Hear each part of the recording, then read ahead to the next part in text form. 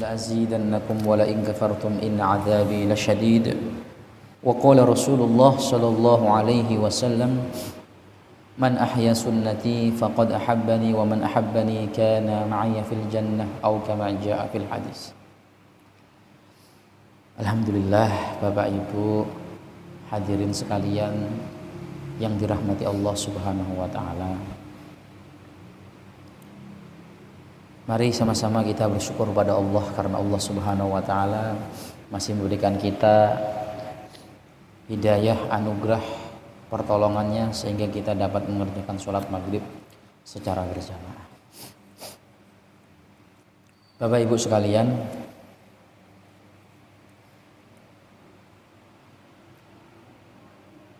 agama yang dibebankan kepada kita manusia itu adalah pada hakikatnya akan membawa kita kepada kemuliaan dunia dan juga kemuliaan akhirat. Yuridullahu bikumul yusra wa la yuridu bikumul usra. Jadi Allah Subhanahu wa taala itu menghendaki kemudahan kepada kita di dalam agama. Maka sebenarnya agama itu bukan satu musibah buat seorang manusia, bukan satu penghalang untuk kemajuan bagi seorang manusia, bukan. Tetapi Allah Subhanahu wa taala ini jadikan agama ini sebagai pedoman, sebagai solusi apapun bentuk masalah kita di dunia ini. Bukan malah menjadi penghalang kemajuan kita. Justru agama ini akan mendukung kemajuan kita. Maka Rasulullah SAW itu beliau suatu ketika pernah sangat marah karena menjadikan agama itu satu problem, menjadikan agama itu satu masalah, menjadi satu problem, yaitu pada kisahnya Mu'ad bin Jabal. Suatu ketika Mu'ad niku beliau menjadi imam pada kaumnya. Kemudian salah satu makmumnya niku ada seorang pegawai kebun yang dia itu kerjanya di kebun. Nah, ketika Mu'ad itu sholat, maka Mu'ad niku membaca satu surat yang panjang. Akhirnya apa? Sahabat tadi itu, makmum yang bermakmum pada Mu'ad tadi itu mufaraqah, Pak. Sholat sendirian, dia salam duluan. Akhirnya Mu'ad itu sholatnya lama. Setelah salam, Mu'ad tahu tahu bahwasanya ada salah seorang di antara makmumnya niku yang mufaraqah, enggak mau ikut Mu'ad. Akhirnya Sayyidina Mu'ad niku di lain waktu mendatangi makmum tadi itu. Intinya negur, kamu ini gimana toh? Sayyidina Mu'ad apa menegur. Akhirnya mereka berdua datang melapor kepada Rasulullah SAW. Si Mu'ad melaporkan kisahnya, ya. Yang laki-laki tadi itu menceritakan kisahnya juga. Maka hadirin dirahmati Rasulullah, siapa yang disalahkan oleh Rasulullah SAW? Yang disalahkan oleh Mu'ad. Nabi mengatakan, afattanun ya Mu'ad. Hei Mu'ad, apakah kamu ini akan membuat fitnah? Jangan, maksudnya gini kan? Basyiru, Nabi mengatakan basyiru wala tunafiru. Maksudnya kita niku sebagai seorang yang memegang agama, terutama kita mungkin sebagian dari kita niku ada orang-orang yang menjadi panutan di dalam agama, maka hendaknya kita niku memberikan kemudahan-kemudahan. Bagaimana kita niku sebagai ahli agama memasukkan kepada orang-orang di sekeliling kita bahwasanya agama niku ringan. Agama niku tidak memberatkan. Paham enggak ya? Jadi agama niku menyenangkan. Agama niku ringan, tidak berat. Sehingga itu teguran untuk Sayyidina Mu'ad. Oleh karena itulah dalam fikih kita Bapak Ibu sekalian, dalam fikih kita niku seorang imam niku tidak boleh terlalu memanjangkan sholatnya. Jikalau makmumnya itu tidak meridhoinya, jikalau makmumnya itu tidak suka dengan sholat yang panjang-panjang, maka apa? Hendaknya tidak usah terlalu panjang, tapi sedengan saja. Paham ya? Nah, jadi kita sedengan saja, Pak. Maka Bapak Ibu sekalian, maka guru-guru kita niku mengajarkan kalau untuk semangat amal yang di luar fardu, ya kita ingin sholat sunnah 100 rakaat, ya kita ingin membaca Quran, ya udah niku kamu kita laksanakan semampu kita, ya buat diri kita. Adapun buat orang lain, ya, buat orang lain, maka sampaikan saja yang fardu-fardu, sampaikan yang sunnah-sunnah, ya. Kemudian kita tidak usah mentarget dia supaya seperti kita di dalam amalan sunnah. Paham ya? Nggak usah kita mentarget Bapak harus 100 rakaat kayak saya. Nah, tidak usah. Paham ya? Karena Karena nanti pada akhirnya hal ini akan membuat orang yang kita dakwah itu merasa kok berat sekali agama niku. Nggih, akhirnya kita niku menjadi salah satu orang yang menjadikan agama itu dibenci oleh orang lain gara-gara kesalahan kita di dalam penyampaian. Paham ya? Maka Bapak Ibu sekalian, maka kita harus punya perasaan bahwasanya agama niku mudah. Agama niku mudah, amal agama itu menyenangkan, bukan menyulitkan. Agama niku justru akan meningkatkan urusan-urusan kita, bukan malah menghalangi urusan-urusan kita. Nah, ini harus kita pahami. Shalom ya. Oke, Bapak Ibu sekalian, kita akan melanjutkan. Kemarin kita sudah membahas mengenai sunnah-sunnah ab'ad. Nah, sekarang kita akan membahas mengenai sunnah-sunnah hay'ah. Sunnah-sunnah apa? Hay'at. Kalau sunnah ab'ad kemarin, Pak, nggih. Sunnah ab'ad niku bisa ditambal. Kalau kita meninggalkan, bisa kita tambal dengan sujud sahwi. Kita ganti dengan sujud sahwi. Maka kalau sunnah-sunnah hay'ah niku tidak bisa. Artinya ya sudah, ketika kita meninggalkan ya sudah, tidak bisa kita tidak disunahkan bagi kita untuk menambalnya dengan sujud sahwi. Niki sunah-sunah hay'ah.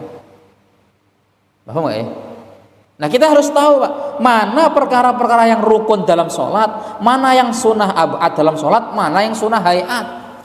Sehingga nanti kita nggak rancu. Jangan sampai nanti kita meninggalkan sunnah hay'at, malah kita menghukumnya seperti sunnah ab'ad, malah sujud sahwi. Nah, ini tidak dibenarkan seperti ini. Paham enggak ya? Nah, sunnah-sunnah hay'ah niku apa? Ya niku malaisa ruknan fiha wala mub'adan. Sunnah hayat niku adalah sunnah-sunnah yang bukan rukun dan juga bukan sunnah ab'ad. Niku napa? Sunnah hayat.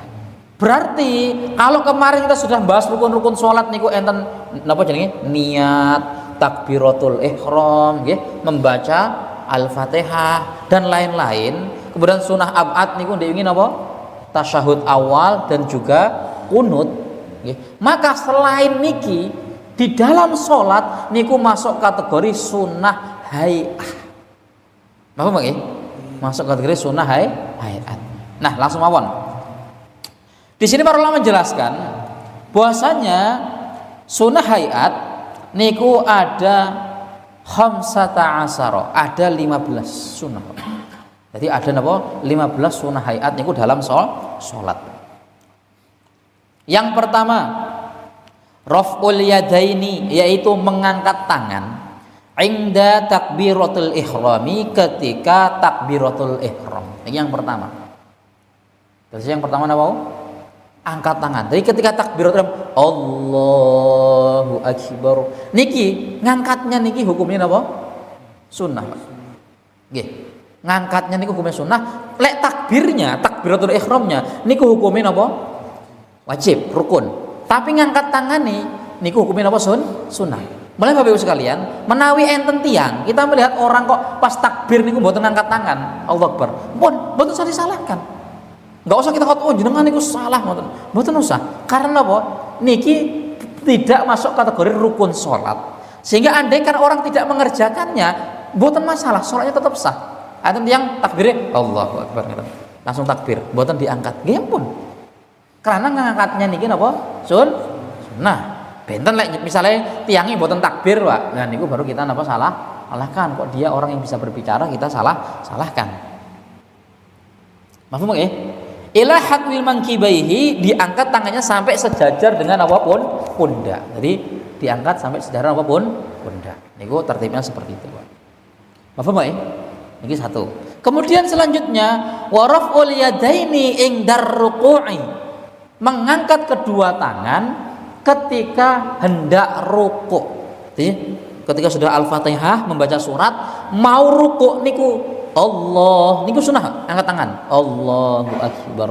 Apa ya? Ya. Niki setiap di rakaat seperti itu. Jadi setiap di rakaat berapapun kok kita itu mau rukuk maka niku disunahkan mengangkat tangan. Apa ya?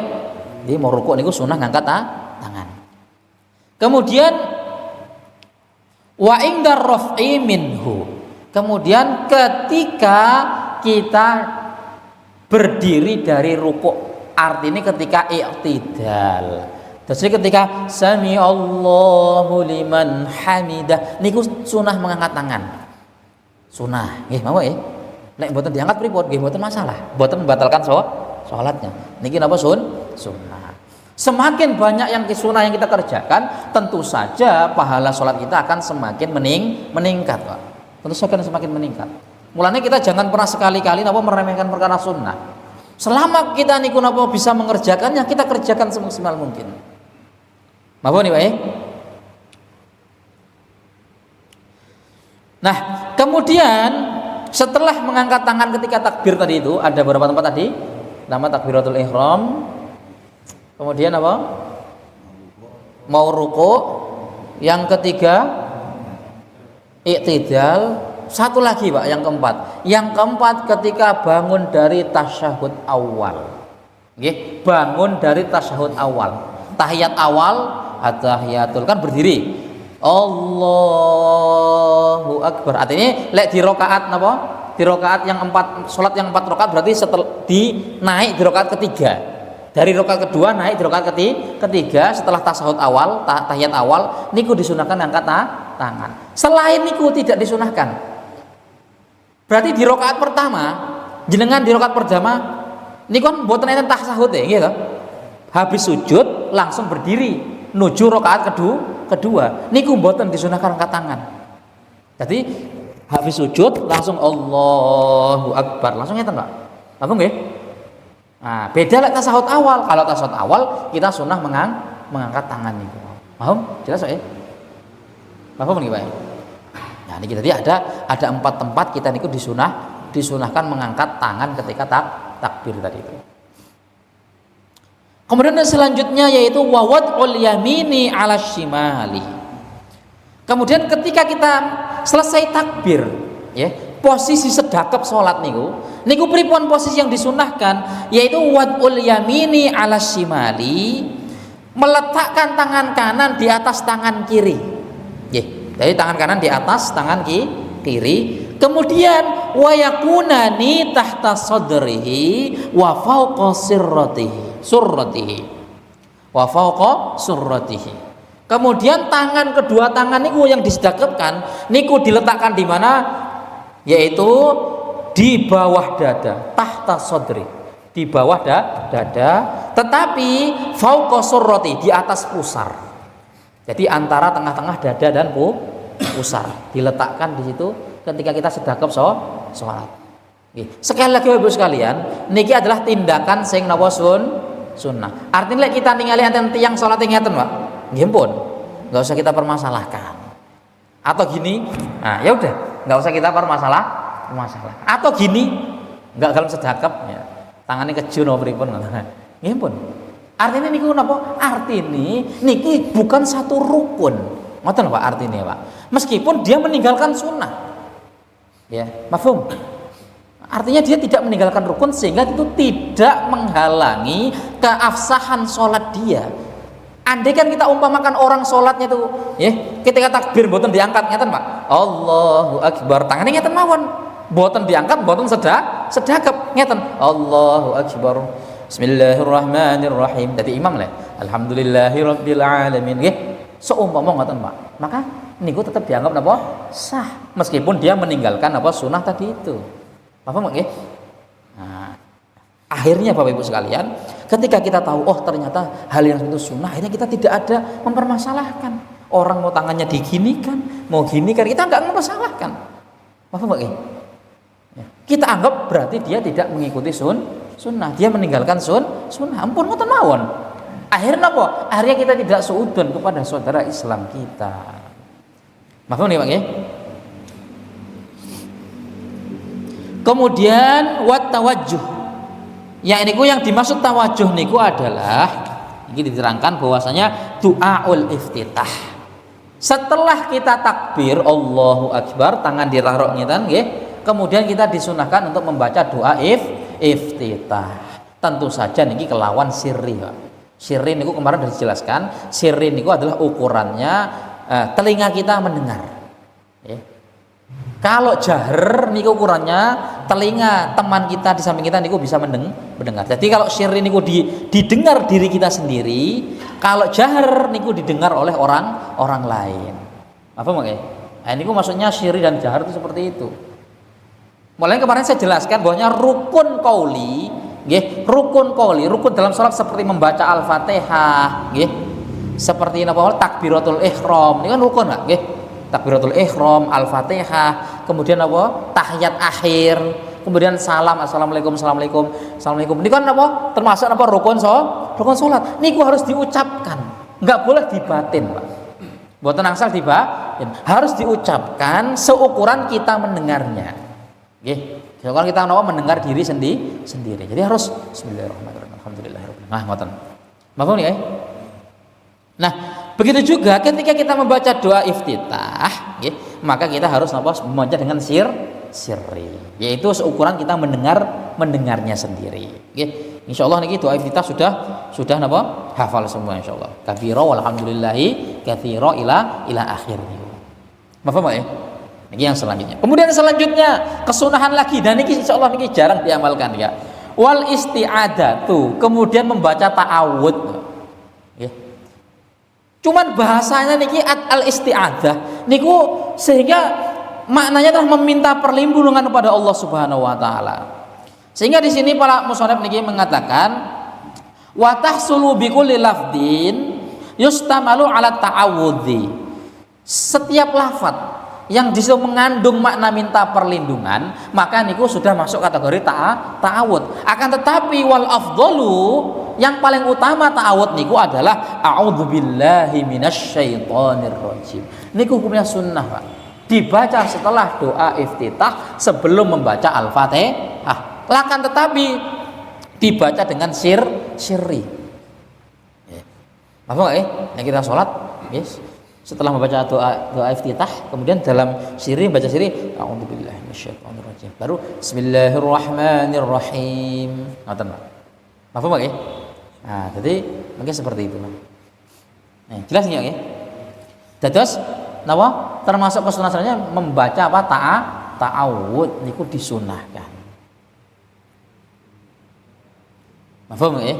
Kemudian selanjutnya wal jahru, dan mengeraskan bacaan. Oke. Bagi siapa ini? Bagi orang yang sholat sendirian, tentu saja ini bagi makmum, bagi orang sholat sendirian atau bagi imam. Jadi wal jahru fi maudhi'ihi, dan membaca keras fi maudhi'ihi, di tempat di mana disunahkan membaca keras. Artinya ngeten. Membaca keras ketika dalam keadaan sholat maghrib, isya, subuh niku napa hukume sunnah. Nggih, ya. Begitu juga di sini sebaliknya. Wal israru fi maudhi'ihi, membaca lirih di tempat di situ membaca lirih. Artinya zuhur lan asar niku sunnah dibaca lirih.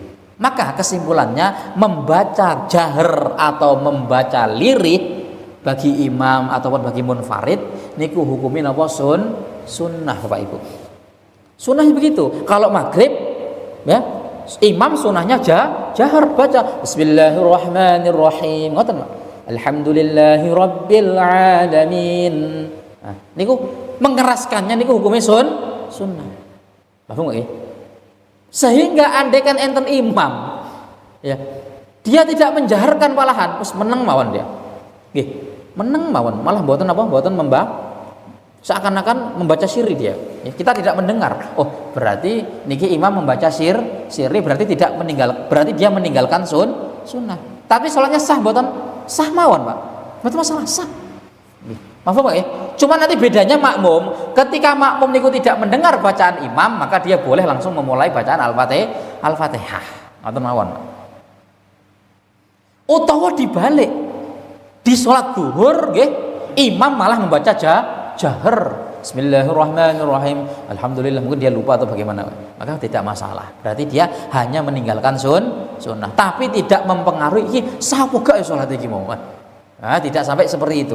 Sholatnya tetap tetap sah, akan tetapi memang sunnahnya kalau di malam hari sholat niku dibaca keras, kalau di pagi hari sholat niku dibaca lirih, kecuali beberapa sholat saja Pak, yang dibaca sunnahkan baca keras ketika pagi hari. Di antara sholat Jumat, kemudian sholat Id, sholat Id nih. Di antaranya niku nanti disunahkan apa jahar. Paham nih Pak ya? Nah, sehingga Bapak Ibu sekalian, hubungannya jahar atau sirri niku di dalam sholat fardu itu kaitannya dengan waktu. Kalau malam niku dibaca jahar, ini gampangnya ngoten Pak. Kalau siang niku dibaca sirri. Maka sholat yang dikerjakan di malam hari, sholat apapun niku disunahkan dibaca secara jahar. Sedangkan sholat yang dikerjakan di pagi hari atau di siang hari, sholat apapun niku disunahkan dibaca secara sirri. Contohnya pun ngeten, tiang ini niku enten tiang ketileman Pak, ketiduran, bangun-bangun jam 8. Saya belum sholat subuh nih, apa enggak ya? Tapi sudah jam 8, berarti dia sholatnya namanya qadha. Waktu itu dia sholat qadha subuh di jam berapa? Jam 8. Takbir Allahu Akbar. Berarti ngeten Pak, sunai sirri apa jahar? Sirri Pak. Apa Pak sunai apa sirri mboten jahar. Kenapa? Karena dia mengerjakannya di waktu yang disunahkan untuk membaca sirri atau di siang sirri. Atau kita balik Pak, enten tiang ketileman waktu asar, ketileman waktu apa? Asar. Bangun maghrib, gitu Pak. Akhirnya dia sholat maghrib terlebih dahulu, kemudian dia sholat apa? Sholat Isya, sholat asar, qadha. Tapi di qadhanya di waktu malam, ba'da maghrib niku. Pertanyaannya sunnahnya jahar napa sirri Pak? Jahar. Apa enggak Jahar niku pun, jahar niku dikatakan jahar yang penting orang lain mendengar. Niku udah jahar Pak. Meskipun yang dengar satu orang, meskipun yang dengar hanya samping kita saja, niku sudah masuk kategori jahar. Bapak Pak Nah niku wow. Dadi sirri ataupun jahar niku napa hukume sunnah. Bapak niku Kemudian wat ta'minu. Kemudian apa? Membaca amin. Maksudnya qaulul amin, mengucapkan amin akibal fatihati liqari'iha fi sholati wa ghairiha. Disunahkan membaca amin ketika membaca Al-Fatihah. Tentunya kalau imam niku sudah waladhdallin, maka disunahkan membaca apa? Amin. Baik bagi imam itu sendiri atau bagi makmum. Maaf Pak baik bagi orang yang sedang sholat ataupun di luar sholat Pak. Dan saya kita niku membaca Al-Fatihah di dalam sholat ataupun di luar sholat, niku kita disunahkan at-ta'min, membaca amin Pak, sunnah. Maaf Pak mulane mengke kita niku ila hadrati nabiyuna Mustafa Muhammadin sallallahu alaihi wasallam lahumul Fatihah waladhdallin amin, sunnah meskipun kita tidak salat. Ngoten. Paham enggak nggih. Lakin as-sholatu aqidun, akan tetapi di dalam sholat niku lebih dikuatkan lagi untuk membaca amin. Karena apa Pak? Enten setunggal hadis niku yang mafhumnya barang siapa seorang makmum niku kok membaca amin bertepatan dengan aminnya malaikat, maka diampuni dosa-dosanya oleh Allah Subhanahu wa taala. Nah, malaikat niku membaca aminnya kapan, Pak? Ketika imam niku selesai membaca Al-Fatihah. Artinya apa, Pak? Lek kita niku membaca amin, Pak. Ketika imam selesai baca Al-Fatihah niku pasti berbarengan dengan malaikat, Pak. Pasti dosa kita diampuni. Maknanya ngoten. Maknanya fadilah yang membaca amin ketika imam niku membaca Al-Fatihah niku napa? Dosa-dosa kita disepuro oleh Allah Subhanahu wa taala. Mulane enten hadis Nabi as-shalawatul khamsu nggih. As-shalawatul khamsi ya kafaratul lima bainahuma. Niku mafhume kurang lebih ngoten niku. Salat 5 waktu itu adalah pengkafaroh dosa-dosa dari antara waktu salat niku. Kanten napa? Orang niku ketika salat nggih niku banyak sekali dosa-dosa yang diampuni oleh Allah Subhanahu wa taala. Di dalam sholat niku menghapuskan dosa, sebelum sholat langkah-langkah dia menghapuskan dosa, sholat sunnah dia menghapuskan dosa, gitu ya. Wudhu dia juga menghapuskan dosa, luar biasa, Pak. Nah ini sering saya sampaikan, Nabi ini kok pernah ngendika, ala adzullukum ala ma yamhullahu bihil khotoya wa yarfa'u bihid darajat. Nabi ngendika tentang sahabat, wahai sahabat, mau nggak kamu saya kasih tahu satu amalan yang dapat menghapuskan dosa dan menaikkan derajat? Qalu bala ya Rasulullah. Tentu saja ya Rasulullah, apa itu? Nabi mengatakan, satu, isbahul wudhu alal makarih. Sempurnakan wudhu di kondisi-kondisi kamu tidak suka untuk menyempurnakannya, ya, seperti sedang dingin sekali atau panas sekali. Yang kedua, wa kasratul khuta ilal masajid, ya, perbanyak langkah kamu menuju masjid. Yang ketiga, wangtidhari shalah ba'da shalah. Nah, niki 3 amalan niki di dalam hadis yang lain niku Nabi menyebutkan dalam wudhu, Pak, fadilah wudhu. Tidaklah seorang niku berwudhu, tidaklah dia membasuh wajah dia ketika wudhu kecuali Allah rontokkan dosa-dosa dari wajah dia. Tidaklah dia membasuh tangannya kecuali apa? Allah rontokkan dosa-dosa dari tangan dia. Dalam fadilah yang lain, di dalam apa? Melangkah banyak langkah kaki masjid, niku ada fadilahnya. 1 langkah apa? Menghapuskan dosa dia, 1 langkah apa? Menaikkan derajat dia. Jadi setiap langkah niku udah menghapuskan dosa dan juga mengangkat derajat, luar biasa. Mulane sangat pantas sekali bahwasanya Nabi niku ngendika salat 5 waktu itu akan mengkafaroh dosa-dosa orang yang mengerjakannya. Mulane kita jaga salat 5 waktu. Insyaallah ya. Kita jaga salat 5 waktu. Terutama kita kerjakan salat 5 waktu di masjid berjamaah. Niku udah disinggung sama Nabi, wa kasratul khuta ilal masajid. Perbanyak langkah ke masjid, ya. Nah, salah satu cara biar kita nih langkahnya banyak ke masjid niku napa? Kelawan sholat berjamaah. Gitu ya. Nah, ngoten wae. Masyaallah. Niku napa wae? Yaitu membaca napa? Amin. Niku hukumnya napa? Sunnah. Kemudian satu lagi. Kemudian selanjutnya ini banyak nanti kita lanjutkan. Kemudian selanjutnya adalah wa qiraatu surah ba'dal Fatihati li imamin wa munfaridin. Kemudian disunahkan membaca surat setelah membaca Al-Fatihah. Membaca surat setelah membaca Al-Fatihah. Nah, tempatnya itu kapan? Yaitu fi raq'atai subhi wa ulatai ghairiha. Kemudian tempatnya adalah di 2 rakaat salat yang awal. Lek salatnya niku cuma 2 rakaat, nggih di 2 rakaat itu disunahkan. Lek salatnya 3 rakaat, berarti hanya disunahkan di rakaat pertama dan rakaat kedua. Rakaat ketiganya enggak disunahkan. Lek jumlah salatnya itu 4 rakaat, berarti sunahnya di 1 dan 2, 3 dan 4 tidak disunahkan. Niku tempat sunahnya napa? Membaca surat setelah Al-Fatihah. Paham nggih?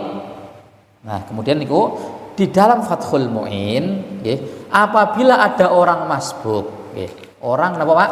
Masbuk. Contohipun dia masbuk napa? Maghrib 1 rakaat. Berarti dia 1 rakaat pertama. Yang di rakaat pertama niku ada pembacaan surat. Nggih, Pak nggih? Kemudian berarti secara nggak langsung makmum niku cuma menemui bacaan suratnya imam di rakaat kedua saja. Betul nggih?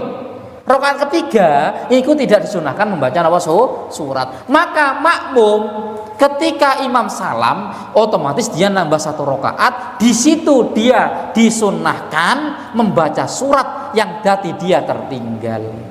Nggih, paham Pak?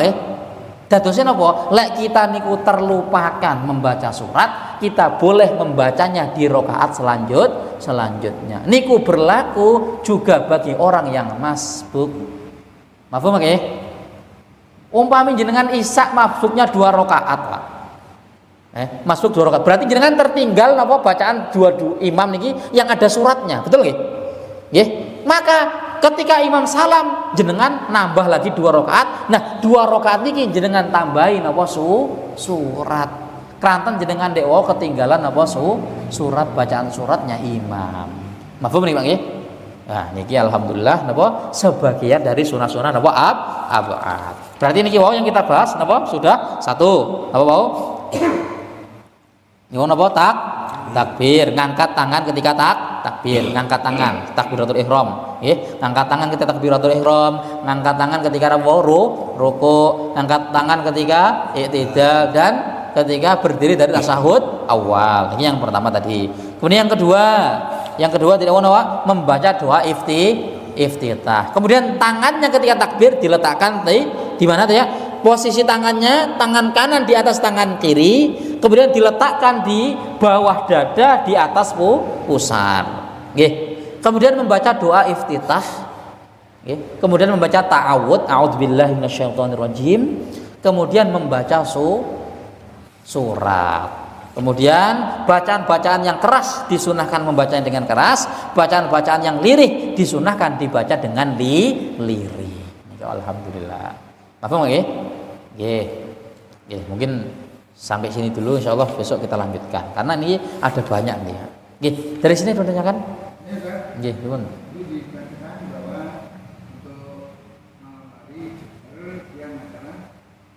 Siri, nggih.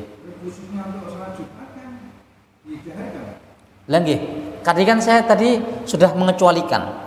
Ada beberapa sholat yang dikecualikan, meskipun di siang hari dia dibaca apa jahar. Contohnya itu dewa kula nyontohkan sholat Jumat dan sholat apa Id. Nah, ini tadi sudah saya kecualikan. Nggih, apa malih? Nggih. Kalau imam itu pembacanya secara sif, nggih. Nggih. Apa doa ada zikir itu secara jahar itu gimana? Boleh. Terus ngeten Pak, niku udah dibahas panjang lebar oleh para ulama. Memang secara afdholiyah Pak, niku di kitab Fathul Bari disebutkan secara afdholiyah niku dzikir niku sebenarnya adalah bisyri. Niku di kitab Syafi'i. Ya, saya akan sebutkan nih ya. Biar kita dalam fikih biar adil Pak. Dzikir niku secara yang paling pendapat yang kula niku paling bagus niku bisyri. Cuman jahar niku bisa naik lebih bagus ketika ada unsur satu, taklim Pak. Ada unsur apa? Taklim ataupun ajakan zikir. Yeah. Sehingga dia bisa naik level. Yeah. Soalnya kalau kita, kenapa ulama-ulama sekarang ini kok selalu jahar, terutama di ulama kita di Indonesia? Kenapa Pak? Karena masyarakat kita niku lek enggak diajak zikir bareng Pak, niku mboten purun zikir Pak. Sehingga pertimbangan niki mboten masalah. Kita zikir dengan apa jahar. Kalau kita menyebutkan dalam kitab itu bukan masalah, mau kita jaharkan, mau kita syirikan, itu tidak masalah. Paham nggih? Tidak masalah. Bahkan kalau misalnya ada unsur taklim untuk mengajari, nggih, biar orang itu napa mau berzikir, niku malah lebih baik dengan jahar. Nah, ngoten nggih. Tetese niku napa diperbolehkan, tidak masalah. Paham? Jelas nggih? Nggih, napa le? Nggih, nuwun.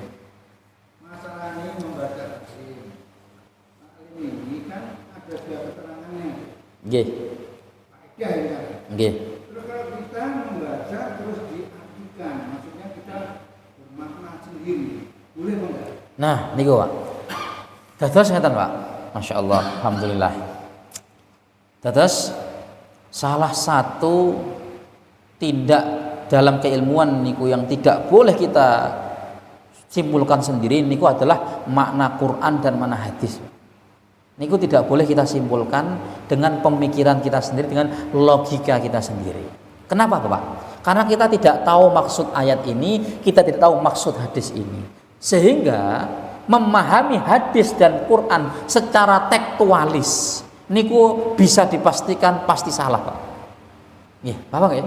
Bisa dipastikan pasti salah. Mulane Bapak Ibu sekalian, kita niku di pondok, Pak, mempelajari hadis, makna hadis niku harus memakai sarah-sarah para ulama, pemahaman ulama mengenai hadis niku maksudnya nopo, Pak. Bapak nggih?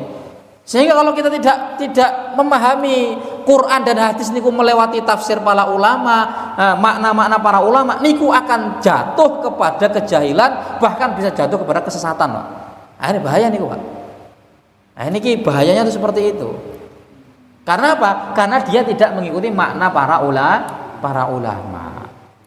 Sehingga dia akan timbul pemahaman yang rancu, yang salah. Ya. Bahwa karena gini, enggak semua Quran dan hadis niku bisa dipahami hanya secara zahirnya saja, hanya secara apa tekstualisnya saja, tapi mempunyai apa maknanya yang perlu diolah, diproses di situ. Nggih, Bapak nggih. Nah, ini penting nih, Pak. Tapi kalau kita mengaji, contohnya sama ini, Bugis kan menyampaikan, terus kita meniru dia seperti ini loh. Nah kalau itu boleh, Pak. Berarti kan kita niku menyampaikan apa yang ulama sampaikan. Tentu saja beliau niku ketika nyampaikan, Pak, niku mboten sembarangan, Pak. Mboten sembarangan. Jadi niku beliau niku menyampaikan makna ayat niku melalui tafsir-tafsir para ulama, Pak. Jadi apa yang beliau sampaikan situ sudah merujuk kepada napa? Tafsir-tafsir, makna-makna yang telah disepakati oleh para ulama, kemudian beliau sampaikan. Nah, kemudian kita juga boleh menyampaikan. Berarti kita tidak memahami Quran niku lewat pemikiran kita sendiri, tetapi lewat tafsir para ulama. Jalurnya siapa? Jalurnya dari guru saya, yaitu Syekh Mugis niki. Nah, ngoten, Pak. Paham nggih? Jadi kalau kita itu yang nggak boleh tuh, kita maca Quran, ya enggak? Maca, artikan, langsung kita simpulkan tanpa lewat apa? Ulama. Nah, ini yang bahaya. Nah, ini bahaya nih, Pak. Ini bisa dipastikan pasti salah, Pak. Pasti salah nih, Pak. Mesti bertabrakan dengan apa arti-arti yang lainnya. Nggih, ngomong leh. Dia begitu. Kalau ini terjemahan bahasa Indonesia. Kadang-kadang kalau orangnya Jawa. Nggih, nggak apa-apa. Mboten napa-napa lah. Mboten napa-napa. Niki Bapak Ibu sekalian, kitab Fadilah Amal niki, ini kan ada faedahnya, Pak. Niki kan qaul ulama nih. Pemahaman ulama mengenai hadis ini. Mboten masalah kita pakai. Jadi faedah-faedah di sini, keterangan-keterangan di sini, ini adalah pemahaman nggih musannaf mengenai napa hadis ini. Yang tentu saja niki tidak sembarangan, Pak. Nggih. Jadi pengarang kitab niki tentu saja napa tidak sembarangan, Pak. Jadi beliau-beliau itu ahli hadis, Pak. Masya Allah, saya pernah datang ke India niku, Pak. Bagaimana ulama-ulama India niku betul-betul ahli hadis pada zaman sekarang niku. Sehingga kiblatnya hadis itu sekarang di mana, Pak? Di India. Di India. Bahkan Sayyid Ali Al-Maliki niku salah satu guru besar hadisnya itu adalah termasuk dari India. Apa, Pak? Tentu saja kita niku napa? Membaca kitab-kitab yang sudah disepakati ulama niku, pemahaman-pemahaman niki insyaallah sudah napa? Sudah bagus dan tidak akan keluar dari makna-makna yang menyimpang. Kalau kita menyampaikan bagaimana saat saya menyampaikan hadis dengan pemahaman yang ada di Fadilah Amal, oh bagus. Diku berarti jenengan mboten ngarang. Berarti jenengan ngikut pada pengarang Fadhailul Amal. Maknanya ngoten lho, Pak. Paham nggih? Nah, diartikan jawab pripun nggih mboten masalah. Sing penting tidak keluar dari pemahaman ulama niki wau. Ngoten lho, Pak. Bahasanya Indonesia, Jawa, atau mungkin bahasa Madura atau bahasa Bali atau bahasa-bahasa daerah timur gimana masalah? Tahu nggak? Nggih, tahu nggak? Nggih. Amin. Nggih. Amin itu yang makmum saya ini bater apa sendiri? Pas. Nah, niki makmum niku disunahkan membaca amin secara jahar di sholat-sholat yang jahar. Tentu saja amin jahar. Jahar niku pripun? Didengar oleh orang lain. Nggih. Kemudian sama yang budin baru saya kira amin itu ora bodoh banget disuwanani. Dan nggih. Soalnya memang seperti itu, Pak. sunahnya miku membaca takmin jahron dengan keras. Nggih. Nggih. Untuk banyak tahu tadi, kalau seperti atahiyat itu, ngomong diawali tahu bisa. Tidak disunahkan. Tidak disunahkan. Ta'awud niku disunahkan ketika sebelum membaca Al-Fatihah. Nggih. Nggih oleh? Membaca jahar sama siri itu kalau salat sendiri berlaku. Berlaku, Pak. Berlaku, tetap berlaku. Nggih, tetap berlaku. Artinya ngeten, Pak. Tidak harus kita niku jahar seperti imam. Bismillahirrahmanirrahim. Enggak seperti itu, Pak. Artinya kita lebih keras sedikit seukuran orang tuh bisa mendengar niku sudah masuk jahar. Jadi jenengan ngeten. Bismillahirrahmanirrahim. Alhamdulillahirabbil alamin. Niki jahar sudah nih. Karena orang lain sudah bisa mendengar. Nggih. Nang penting tidak dibatin, nggih. Nggih, insyaallah, Pak, nggih. Ya, alhamdulillah Bapak Ibu sekalian, mugi-mugi kita diberi pemahaman dan sanggup untuk mengamalkan dan menyampaikan. Mari sama-sama kita tutup dengan doa kifaratul majlis. Subhanallah bihamdihi, subhanallah bihamdika, asyhadu an la ilaha illa anta, astaghfiruka wa atubu ilaik. Assalamualaikum warahmatullahi wabarakatuh.